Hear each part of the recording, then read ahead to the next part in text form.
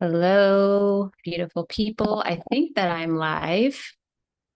Let me check in here. And if you are here, feel free to say hello in the chat as I navigate this. Man, it's been a busy day. Oh, look at that delay. It's been a busy day today. Okay, I see there are three people watching. So, hello, three people. Feel free to introduce yourself and let me know. Oh, hey, Mary, surprise, surprise. Um, moving slow. And I am still getting my little get up situated. We'll see how well I can, play with cards with these little fancy gloves. Whew, it's been a day. Oh, Susanna, hello. Yay, I'm here. I'm always running a little bit behind. It's my own personal grace period period I give myself. So I will always show up, but it might be a few minutes late. Yay, look at these. Feeling the vibe. So I am channeling Sachet's energy for Halloween. Sachet is the Egyptian goddess of scribes. She's considered to be the high priestess of the libraries, which sounds so maybe boring to other people, but for me, I'm like, ooh, because I definitely love books. I love, you know, um, keeping records and such. And so I really connected with her energy. And I didn't really come across her until like a month or so ago, which I was really surprised. And one of the things about Seshet and really the priest, the high priest in ancient Egypt, they wore leopard print. So I got this little fancy, get this like organized here. This fancy leopard print outfit, which is a part of my Halloween costume for tomorrow when I take the little one trick-or-treating. And leopard print for the ancient Egyptians was a symbol of high rank and nobility and power. So I'm feeling that energy right now. And so welcome in. So this essentially is a very casual hangout since I have two of you here, Mary and Susanna, and I don't know who else is here. But as people pop in, feel free to ask any questions. Jamila, hi Jamila, welcome. Yeah, feel free to ask me anything. We can talk about anything you desire. And I'm going to pull some cards here in a minute, but I want to ask any of you this is when I wish that we were actually on the Zoom call together because I'm curious of what was the most scariest or the scariest thing that has happened to you, right? And I guess you can type it briefly in the chat if you have, the capacity to do so, that'd be great. And I'll share mine just to really, feel the vibe of Halloween or AKA Samhain.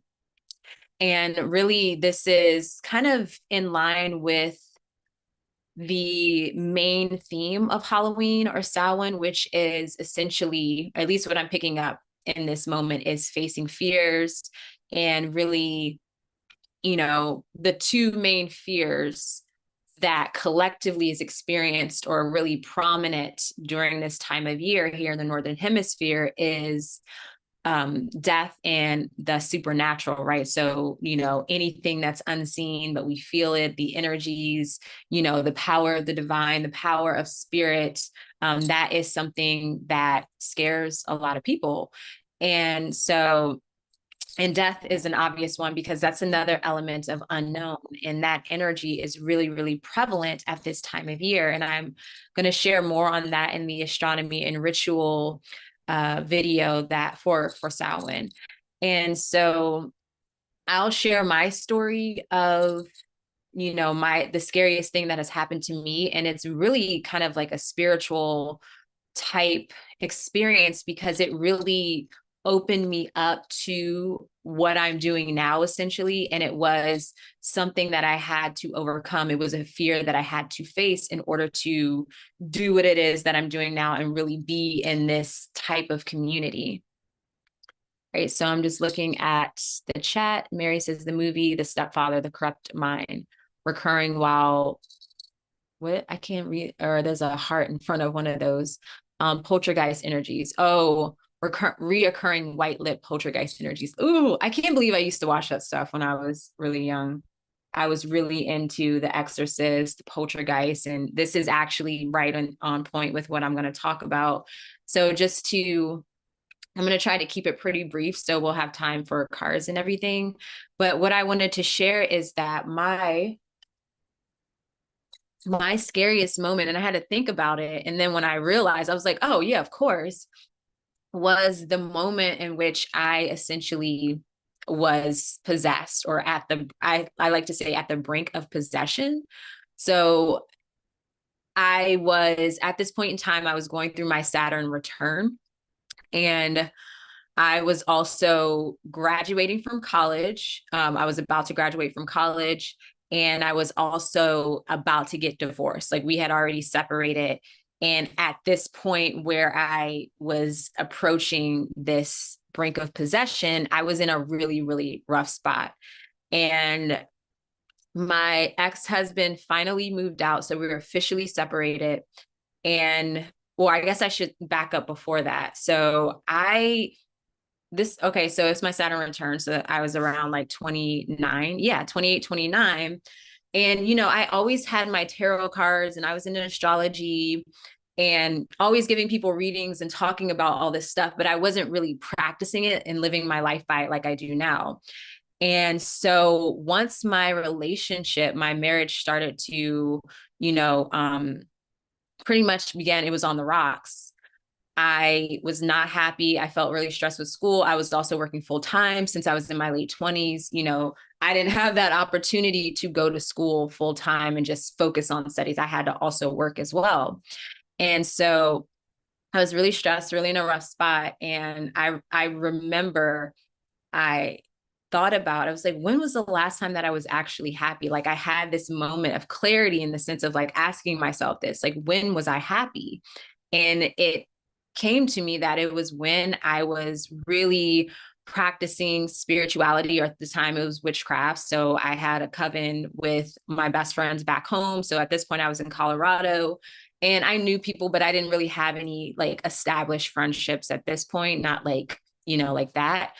And so I was thinking about those times where I was doing like little rituals with the moon and stuff. And it was more playful than, it wasn't really serious, but there was something there, especially having that sisterhood. And, I was doing the cards and everything. And so I got back into the rituals, and I got back into witchcraft essentially. And I remember at one point my ex-husband kind of warned me. He was like, you shouldn't be doing that stuff. And, after the fact, I kind of understood why we split, especially where I am now. He wouldn't really be, I mean, I assume he wouldn't really be open with it in that way.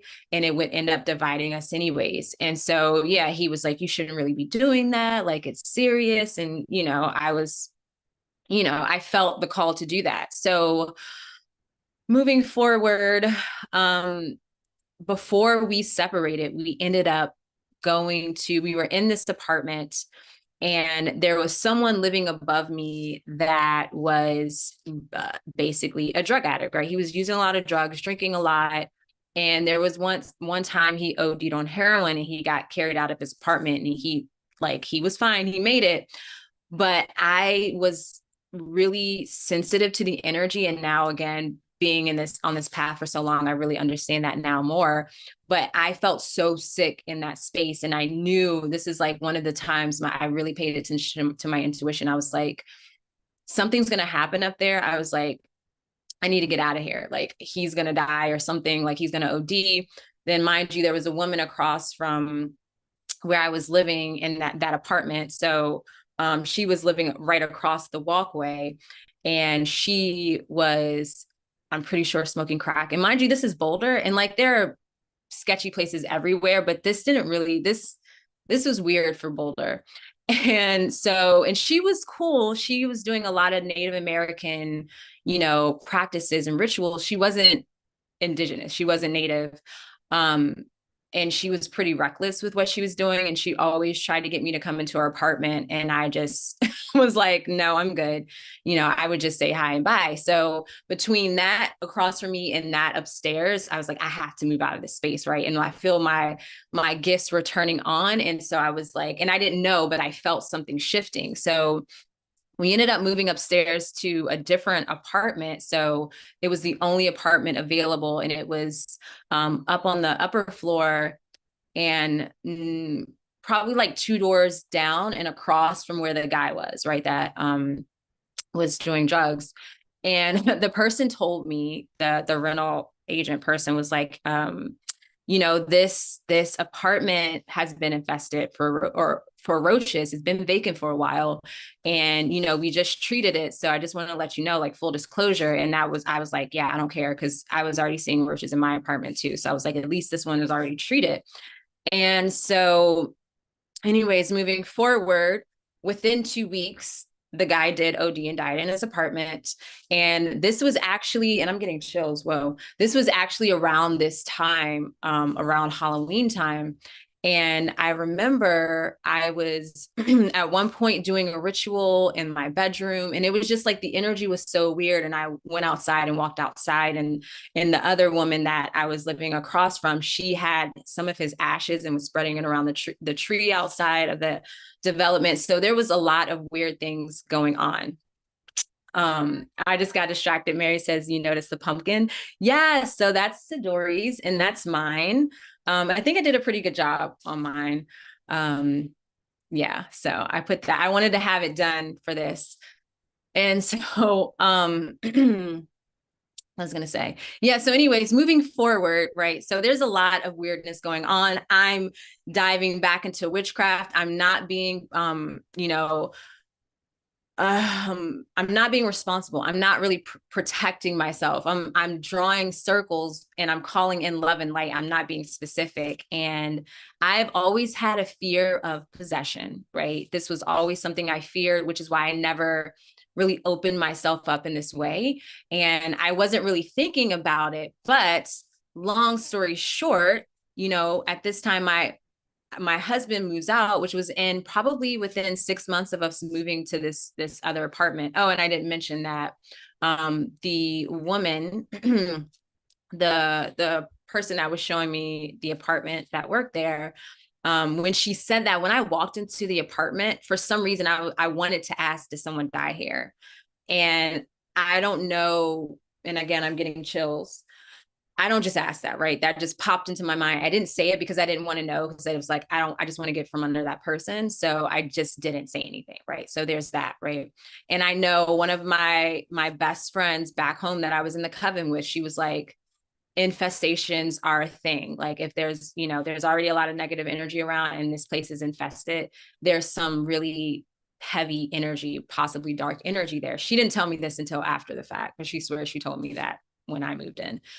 So my ex-husband moves out, and I was, at this point, I got introduced to green Tara practice, and I was going ritually to a formal gathering where we did the mantras and the singing and the chants and everything together. So I had this as a layer of protection, and it's nice to see how, like, reflecting and looking back on it, that divine really has your back, right? If your intention is clear, and my intention was to connect to my spirituality, was for empowerment and to really just be happy and love myself again.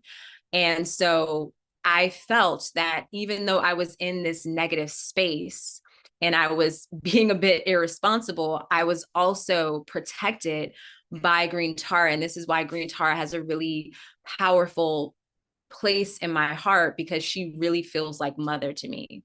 And so I was introduced to her by a regular at the bar that I worked at.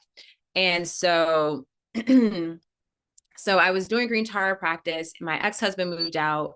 And as time went on, and I'm still pulling cards and doing rituals and stuff, and it wasn't very long, a couple months had went by, and I started to see things from the corner of my eye.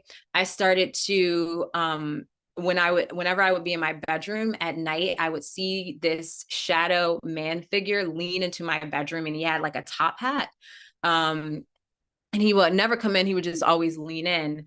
And I would basically pretend that I didn't see it. I'm just like, okay, whatever. And there was one instance where I had a dream where, you know, you wake up in a dream and you're still in the dream. And there was a kid crying underneath my bed, like a young boy crying underneath my bed. I remember the teapot was going off in the kitchen, and it was just like I woke up in a puddle of sweat. And I went and checked, you know, there wasn't anything going on with the tea and everything. But this is like, I don't know, the fear factor just started to turn itself up. And it wasn't until I had a friend over, and we were, you know, I was reading her cards. So I had the candles and everything going. We had the music, and we were in my bedroom, and my back was faced like to the door. My back was turned toward, or not turned towards the door, but yeah, my back was facing the door. So I can see the doorway, and she was sitting on the bed facing the doorway in a sense. So, and we're doing the cards, and she was like, oh my gosh, I just saw something lean into your room. And I was like, wait, what? And I had her, I was like, what did you see? And she basically described everything that I saw.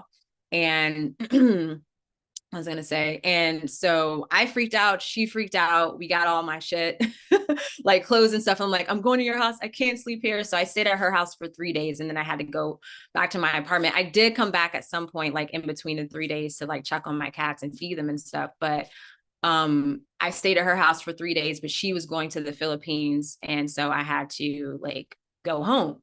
And when I went home, everything turned up. The energy, the fear factor, whatever was in the space. I was having dreams. I was seeing that guy that OD'd. I was seeing him in my apartment in my dreams. I was just always looking over my shoulder when I was home. And I lived by myself. I didn't have roommates or anything. And then I at one point in this whole process, I was basically cleansing my apartment. Pretty much it started once a week to pretty much every day, and sometimes twice a day, right? Like, I mean, with the salt, the holy water, the sage, you know, all of that stuff, the bells, the sweetgrass, everything. Like I was doing that every day, sometimes multiple days. And I remember at one point I was laying in bed, and I could never sleep with the light off, never be in silence in the apartment. And I remember I'm laying in bed, and I see like a shadowy figure come into the room through the window and like crawling on the floor like a little like shadow figure demon. I still like, when I think about it, I'm like, did that actually happen? Because it was wild. It was crazy. And it got to a point where I started to lose my sight. Like I started to feel really sick, and my vision was blurry. And so, mind you, I was still going to Tara practice. So that was really helping. And then the friend that introduced me to Tara practice, you know, and he is a seasoned witch. He was like an older gentleman. And so he came over and he did some mantras, and he does all the things. He does the light and the dark type of spiritual practices. And Kali is really his what do you call it? Matron goddess or something like that. And so he knows how to deal with negative energy, but he came over and, you know, did some mantras and everything. And he told me, he was like, this, whatever's here doesn't like you doing, you know, Tara practice here. Cause I would do it at home also. And it was like, whatever's here doesn't like that, you know, and basically is antagonizing me. So it was at the point where I had to move. And luckily I was able to get out pretty much right away. And this is why I really understand that when in times like these, because whatever it was attached to me, right? Or at least there was like a void within me, right? And it connected to that, and it pulled something out of me, or I don't know how it works, but I had an attachment basically. And that's why, you know, sometimes they're like, oh, you know, certain places, it doesn't matter if you move, like that energy is going to be with you. Like some aspect of that attaches to you. If you're in low vibration, especially going through something like that, you're in low vibration. And I mean, I remember sitting at this restaurant talking to him, and I was like, I cannot see straight. And I had to break down and call my ex-husband, be like, hey, can I please come over, like sleep over on the couch? because, told him what went down. He was totally fine, but I feel like he also was kind of weird about it because he didn't want me to bring that there, which, understood. But, now I'm starting to see all the different things. And yeah, so I got out of the place, and luckily, again, I was doing green Tara practice, and I just did it pretty much every day. Elise did her mantras every day, and it got lighter, right? But I was basically increasing my vibration, and I would say within 6 months, I probably felt normal. But the blessing from all of that was, one, I survived. I didn't go crazy. I didn't get locked up in, the sane asylum or whatever happens when you're under possession, or do something really harmful to yourself or others. And I got over the fear of possession because I felt that. I mean, it's still scary. However, at that point, I'm able to, shortly after that, so a few years after that, I started opening myself to channeling and connecting with. The next one that came through was Archangel Michael. So the girl that I moved in with after that place was really connected to Archangel Michael and shared with me how protective he is, and just connecting with him. And I felt his energy in the space, and I would call on him for protection as I was, getting myself back up to a higher vibration. And going to say, yeah. And so over time, I ended up really opening myself up. And then I also was able to clear people's spaces. So there was a point in time where I felt, and now I feel pretty confident, but I was able to go to other people's spaces and clear their homes, either of a negative energy or just to see what the energy is like there and the raise the vibrations and all of that. So it really was a blessing within that terrible time. And that act of facing fear, even though it was pretty much like I feel out of my control, really opened me up to my gifts, essentially. So yeah, and that was that up until this point, or at this moment, that was like the scariest thing I've ever experienced. And I don't want to experience again, and I don't wish that on anyone else, because that was really, really, really insane. And yeah, I feel the biggest thing, or the easiest thing, and when it comes to that, and even avoiding that, is, just really being mindful of your vibrational frequency. And yes, and just being very present with the energy around you, and also listening to your intuition, because there are a lot of times where I didn't listen to my intuition in those periods of time. And you could say that's how I ended up learning the hard way. So yeah, I don't want to learn the hard way. So Mary says, if kettle whistles, it's an interpretation of alarm system. Consider being warned. Oh, yeah, that makes sense. Oof, that was a rough period. But yeah, so if you are watching the replay, I would love to hear of, or throw it in the comments right now, but just an experience, or just a short little thing of the scariest thing that has happened to you. So feel free to also ask questions if you're still here. I am going to begin to pull some cards. I just kind of want to ring my bell real quick here, just to clear my energy.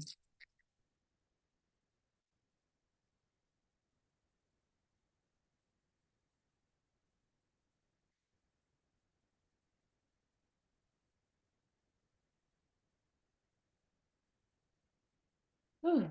All right. I'm also going to do a reset real quick, because that was intense for me. So if you're watching, and if you feel called, I am just placing my right hand under my left arm, and placing my left arm on my right shoulder, like giving myself a big hug. And my right leg is over my left leg. I hope you guys can hear me. And I'm just going to twist my body to the right and my head to the left. And I'm going to take 3 deep breaths through the mouth, and then 3 deep breaths through the nose.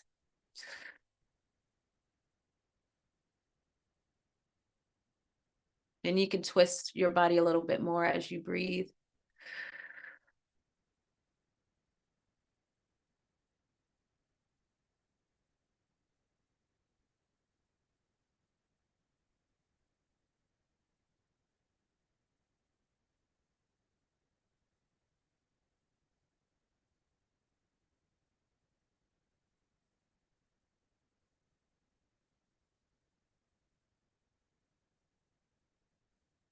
And I feel I want to do this in the other direction as well. So I'm going to twist my body to the left and my head to the right and do the same breathing.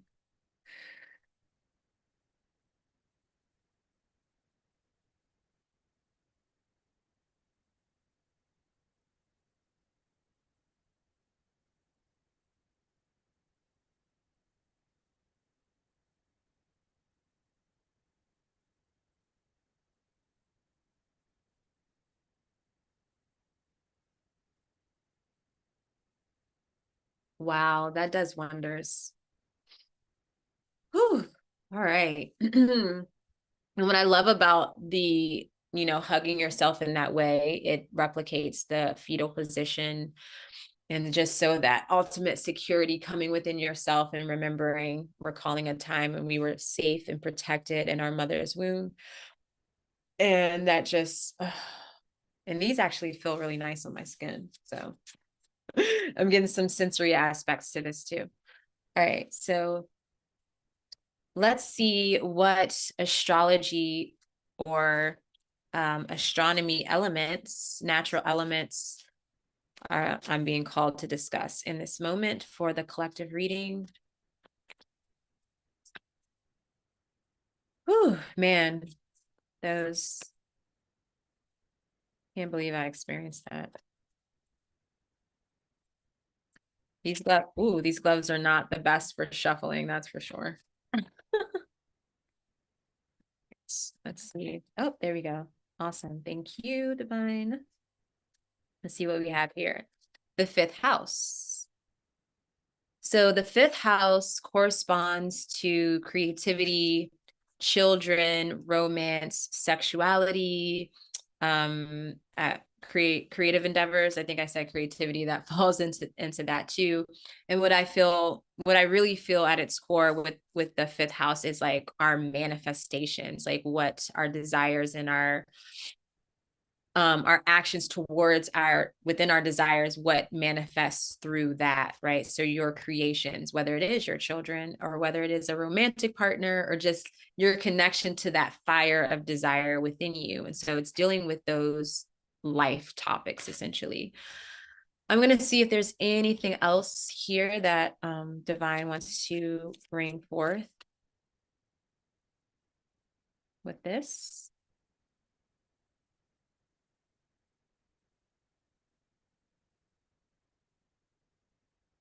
Anything else?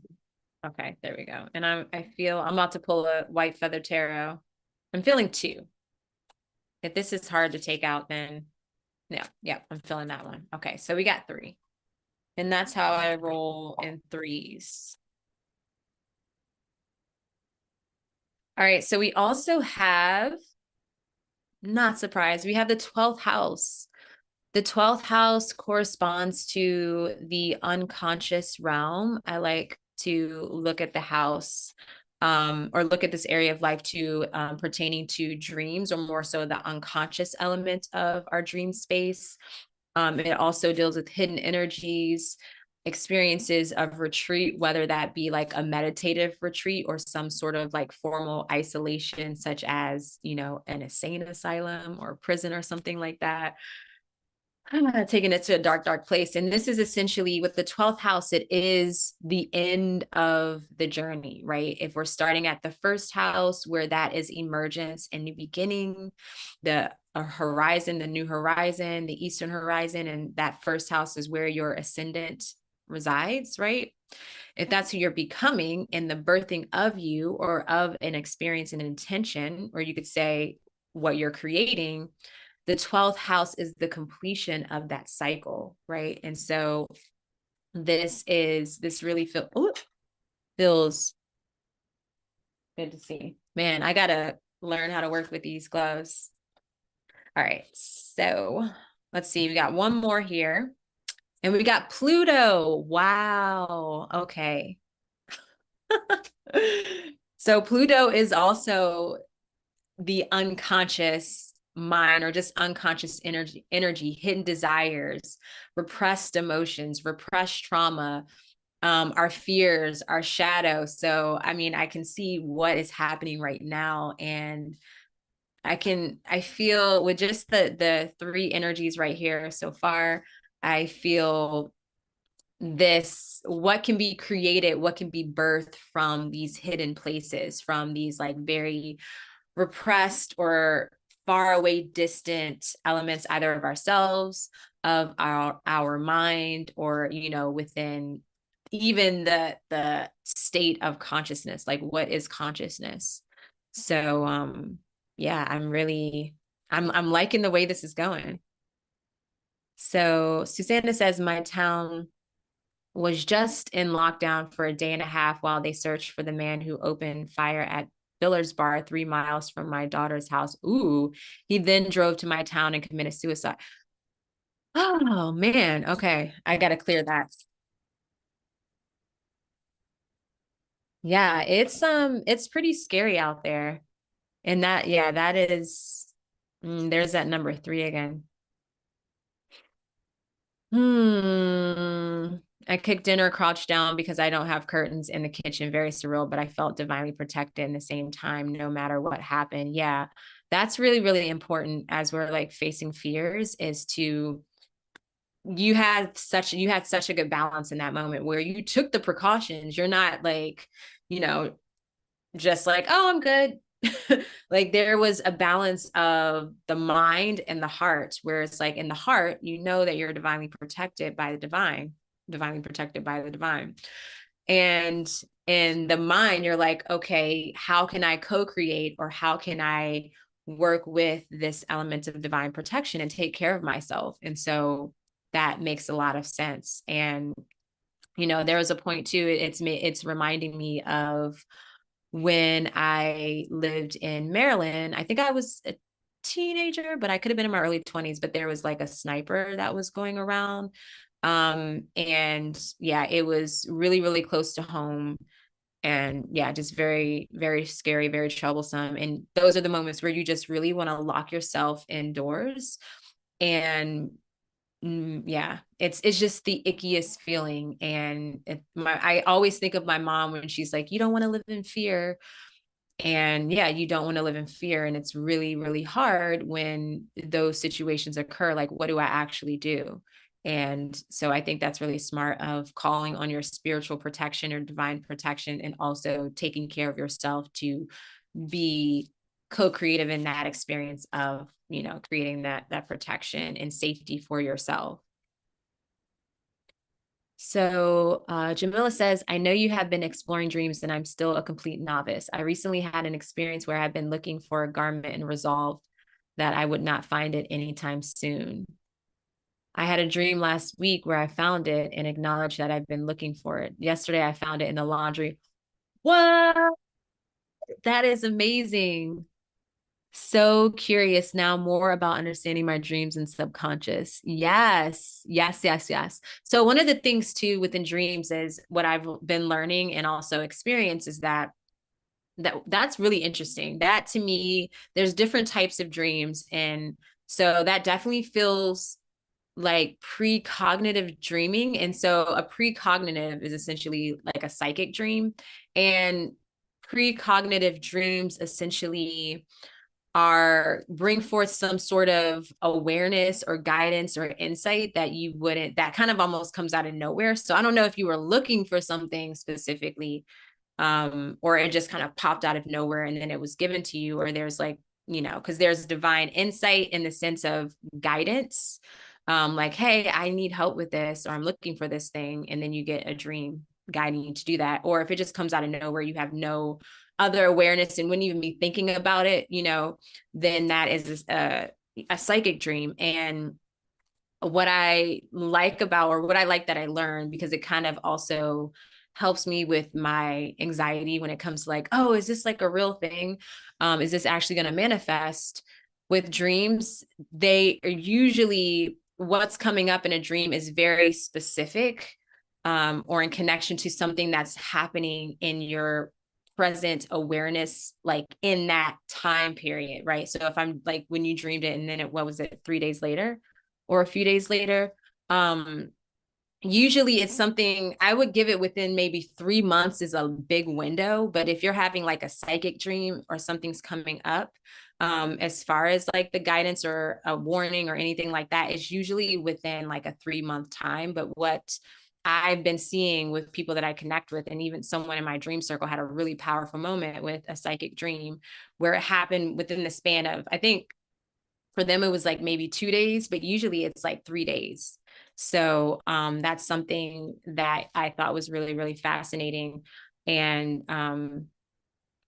let's see. So I think whatever it was, the garment, right?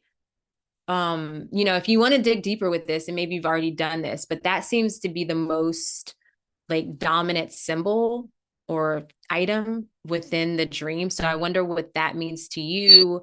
And, also just getting curious of that, like looking in a dream dictionary to see what that might mean. And also maybe the color or just your feeling and like, how did you feel in the dream? How did you feel after it? And, upon finding it, I wonder just from what I'm picking up on in this moment is it might be even the divine just showcasing to you how powerful your connection is to the divine, how powerful your spiritual gifts are, especially if you're not giving them a lot of attention, as what's being called at the moment. That could be a reminder like, hey, like there's magic here, there's magic around you, and hey, take advantage of it, right? So awesome. All right, so let me go ahead and get into the tarot. Okay, I guess we're doing Rider Waite first. So I'm going to pull 3 cards from each deck and see what, unless I get more, but I'm asking to receive at least 3. 3 feels good from each deck. So we'll get a message here of what we need to know for Halloween. And really, I'm going to say this is a bit of a timeless message and reading. So whenever, you do watch this is just a message here for this moment in time.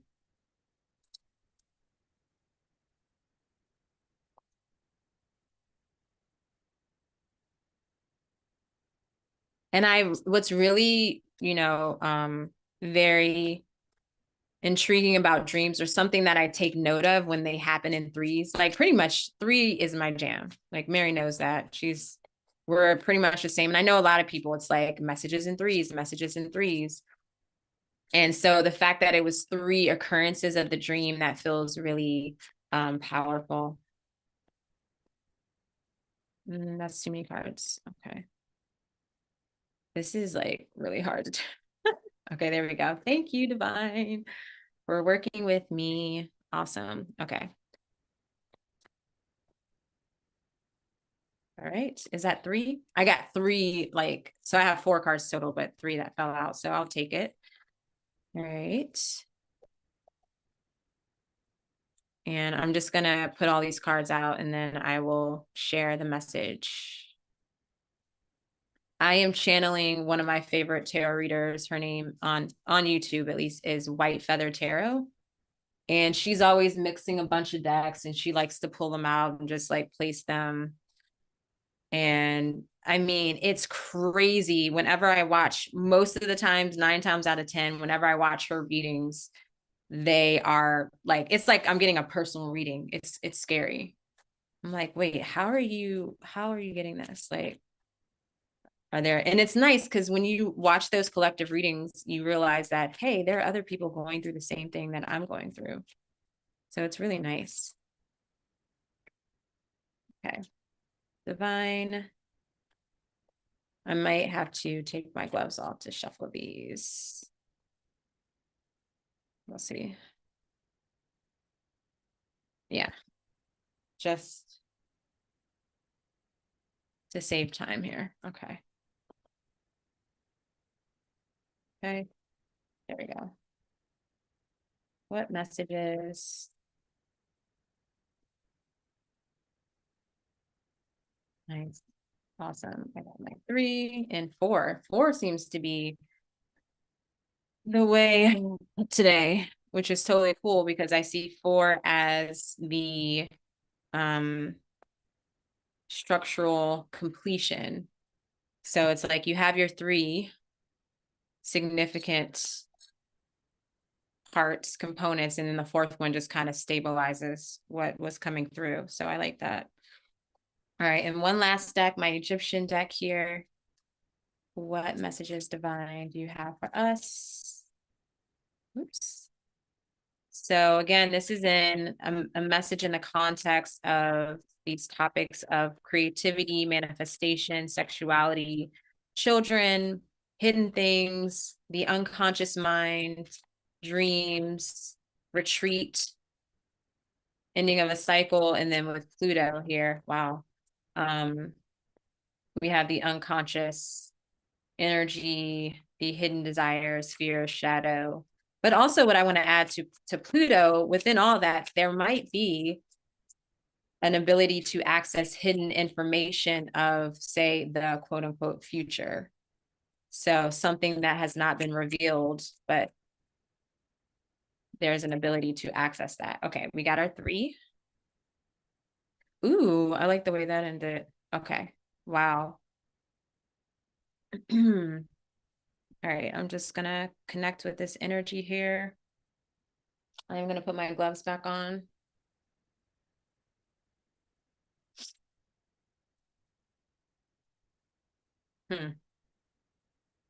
Well, there seems like there's a lot of contemplation in this moment where we are, kind of surveying what has produced itself, especially with the energy of Samhain or Halloween. This is the third harvest festival of the year. So the first one is Lammas. The second one would be the September equinox, here in the Northern Hemisphere. And then the third is Samhain. So this is really, we're at this point where we're surveying everything, what has come forth to fruition. And so I'll just show you the cards here, what I'm looking at. So here's the Eight of Pentacles, serving what has come to fruition. My nose looks really red. And then we have the Page of Wands. And it seems like between these two these two energies, there's like, I feel there's almost like, hey, I'm not super satisfied with this thing, or it's like, I'm not feeling any of this. So I'm going to leave this here and go for this thing here, right? Which is really that this is the fiery energy. This is the creative energy I'm connecting with, within just that creative area of life, like the creative endeavors, the manifestations, and even the energy of just cultivating that creative energy, those creative gifts. And so I think there's something that we are maybe not seeing at the moment, or maybe we feel it and now we're actually receiving it, right? And so we've done all of these things, we produce all of this, and we're good with that. We're going to leave that there, and we're going to move towards this here, right? And so I really, like I said, I sense that this is something that is being given, because this was the very first one that, came out. So it's the Ace of Cups. And so there is an offering here. There's a gift here. And this is coming through that ethereal energy of like Pluto, I feel, of the unconscious realm, of the hidden energies, the hiddenness. And, this week I already did the cosmic climate, and I was really feeling that there is there's a reveal, or we've been experiencing the reveals, and now it's like the filling in the blanks, right? And Saturn is ending its retrograde cycle here over the weekend, and it was in Pisces. And I always see the Pisces as like the overflowing, abundant energy. It is everything and it is nothing. It's that source energy. It is God of the signs. It's the one that is oneness, right? It's been all of the things, right? And so there's something within that is being gifted to us, right? And so, yeah, we have produced all of these even skills, right? This, like with the coins, with the pentacles, it can be anything like productivity, it could be money, it could be like I said, skills, resources, literal manifestations of things. Like we've done that. We've seen the power of our creative power. And so now with the Page of Wands, we're taking that and like going on an adventure. I wanted to say run with it, but I think going on an adventure sounds better. That feels right. Because we're taking our time, right? We want to be present with it. But yes, and like even getting curious, I feel like curiosity is a big thing with this card. And what fell on the Seven of Pentacles and the Page of Wands was experiencing, which is the Three of Wands. So again, there is some attention to what it is that's in front of you, right? Just really getting up and personal and connecting, really getting curious. And the three is creative, right? Creative energy is what I'm picking up with this. Mary says, classification of their direction. Clarification of their direction. I feel the fabric keeps them in alignment. Are you talking about fabric keeping them in alignment? Wait, me? I don't know. I got confused there. Or are you talking about the dream that was shared? So yeah, and we are, yes, experiencing, checking out new things is what this feels like to me. And just really being present with what's in front of you, being present with your intentions, being present with your desire. And while you are in the process of doing that, we have the Strength card that's present. And as you can see with the infinity symbol above her, this is that divine protection, and that channel is open to the divine, right? And there's infinite possibilities that are opening for us, right? And the way to connect with that is through, that chakra point, like, so clearing and opening up your crown chakra so that you can begin to receive that divine intelligence and what is going to be supportive for you, protective, and give you the inner strength to essentially move forward with whatever this is coming up for you, whatever gift is being offered for you. And just to really add to that is the Knight of Wands, and that fell on the Ace of Cups, right? So moving forward here, oh, did that fall? I don't remember that falling there, but okay. So let me check in with the rest of this energy here. Oh, wow. We have the 10 of Cups twice. Yeah. Okay. So I see what's going on here. So now, yeah, there's a lot of emotional energy here. And it makes sense too. When I think about Pluto, I think this is more so, this is pointing to hidden desires and also repressed emotions. And what I'm seeing here is we got this card, clinging to the past. This to me always feels like, even though it's water energy, it feels like a full moon in Gemini. And the moon is in Gemini right now. So, and she's still in her full phase. She's just waning out of that full phase, and she will hit her disseminating moon phase, which is like, I always think of the disseminating moon as like you have the full moon and someone takes like a needle, or maybe even like something bigger to puncture that full moon, that essence. And I just see the water like spilling out.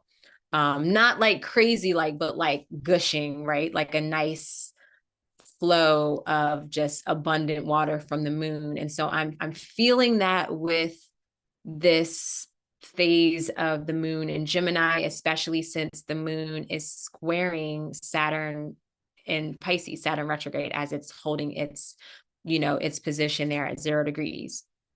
And so here with clinging to the past, this is, and it's interesting that I brought up that story of the past. Like that just came up as far as like, hey, what's your scariest moment? I just thought of that probably like 10 minutes before I started the video call. And I don't know, I was like, oh, this is cool. We're going to talk about facing fears. And so this just came forth. And so of course I had to go dig into the past. And so I honestly think that there's something there. So if there was something you shared, or when I asked, when you're in reflection of like, what's the scariest thing that's happened to you thus far, or hopefully ever, think about there's something in that experience that is needing to be released or integrated, or maybe something's coming up. Maybe there's a lesson. Maybe there's something there that you're still clinging on to. And it could literally be fear itself. I know the first thing that came to mind just now was like, oh, just being in my fears. But there was also, that was a point where I was in my fear because of my reality, but I was not in my fear because I was a little bit reckless. So I was a bit more adventurous and not overthinking everything.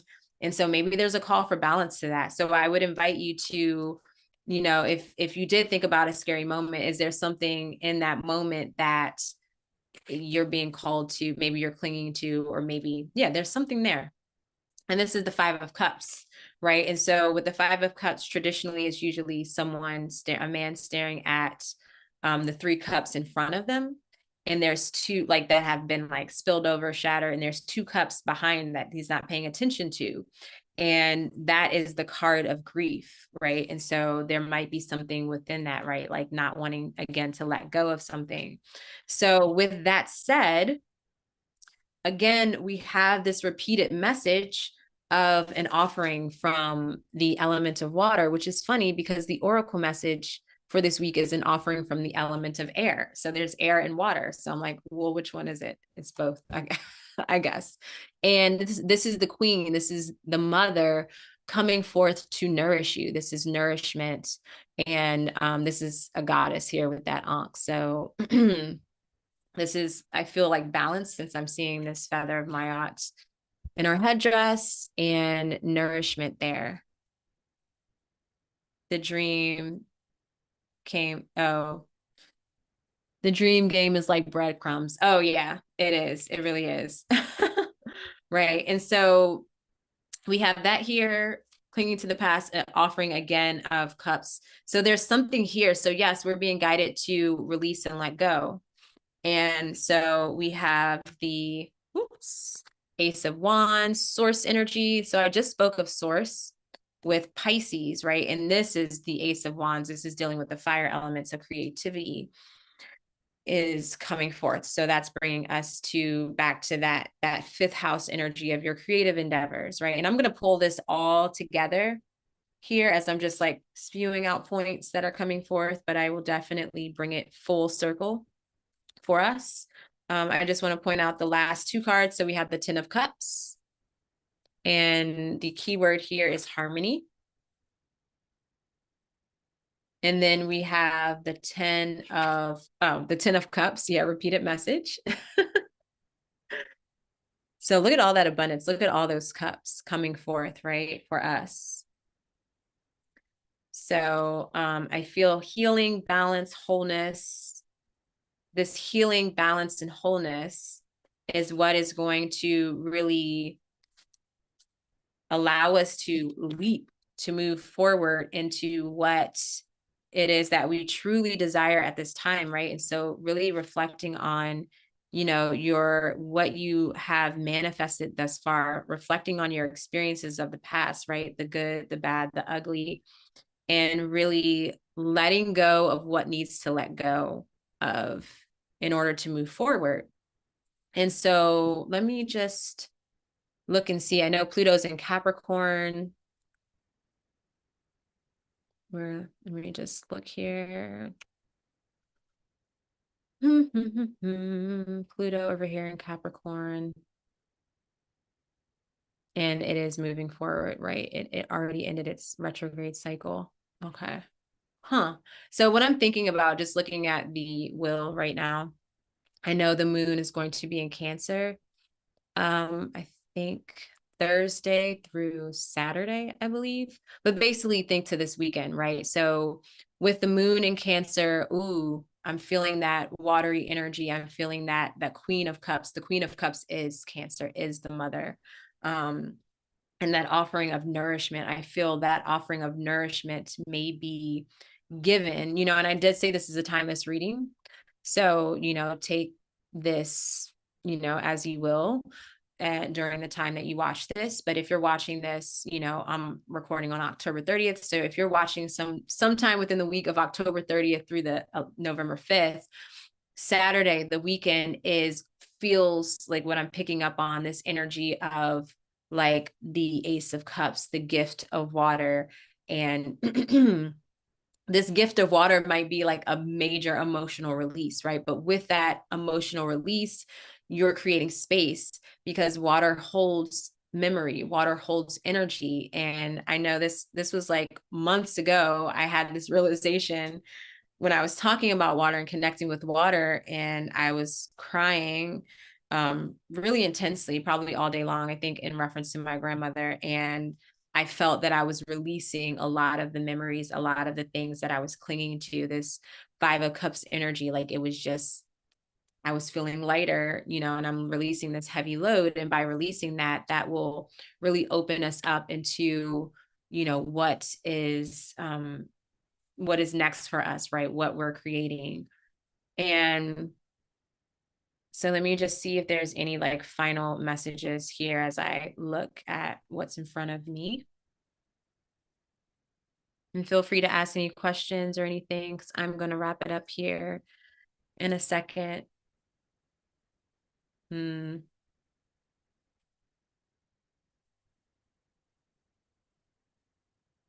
I believe what's coming forth too, just looking at the 3 astrology cards that we received in the beginning, it's like being within the dark is, you can't find the light essentially, or you can't, like, light doesn't exist without the dark, right? Is what I'm seeing.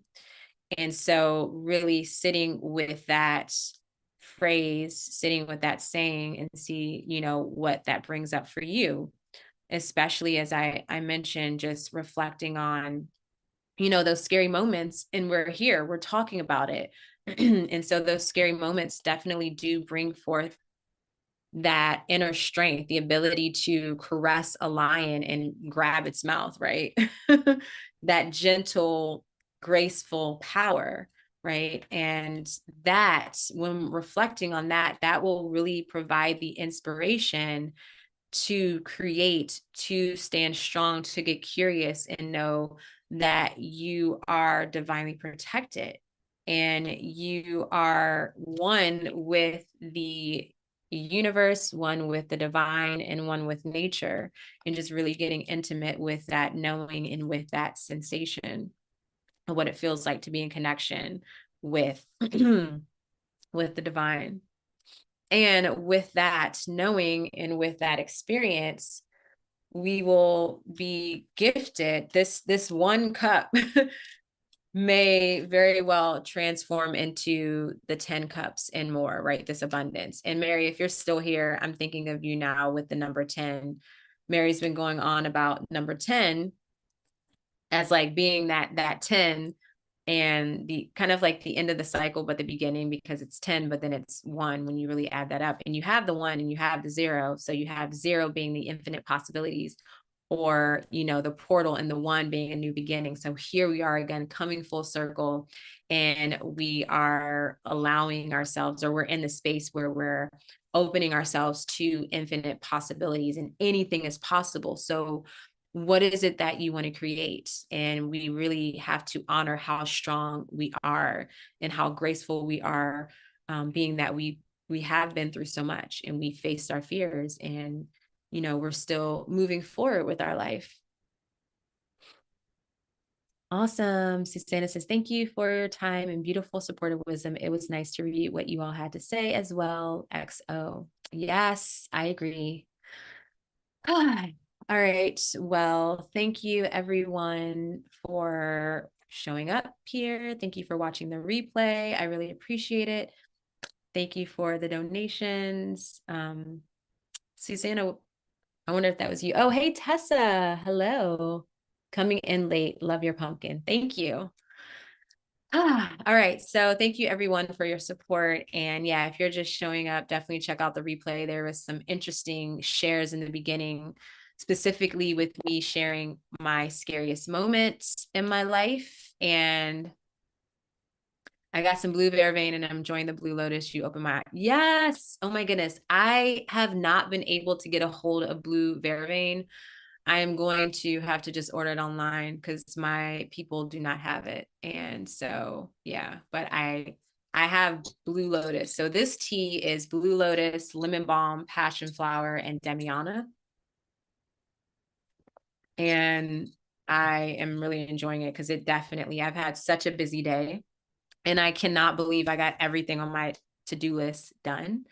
So I'm very proud of myself, but I'm just going to chill for the rest of the evening. And so many blessings to you. I hope you all have a good night, or if you're watching this at a later time, I hope you have a good day wherever you are, or night.